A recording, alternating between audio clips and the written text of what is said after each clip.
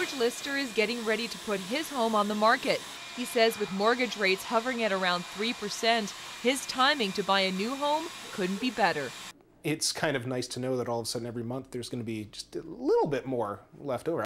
About $700 a year by his estimates. But do those savings mean everyone should be thinking about buying a home? So you want to buy a house? Mortgage broker Diane McPherson says while these low rates seem appealing, they may not be for everyone.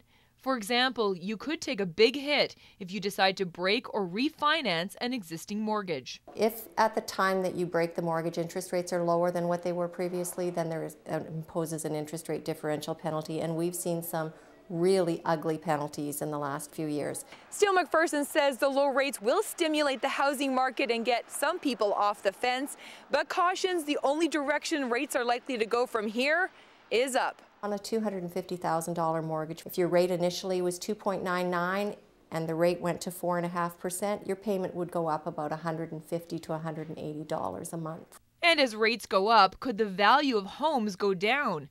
Recently, analysts pegged the Canadian housing market as overvalued by 20%. But real estate agent Jeff Stern says not so in Manitoba. We're still in line with what a home in a city of our size in this country should be selling for. We were underpriced. Good news for George Lister, and while he's sucking up the savings, he says he doesn't plan to spend more or rack up huge amounts of credit in the meantime. Yeah, I don't want to take any chances with it. We're gonna play it cautious. Because like all good things, low mortgage rates must eventually come to an end. Karen Rocznik, CTV News, Winnipeg.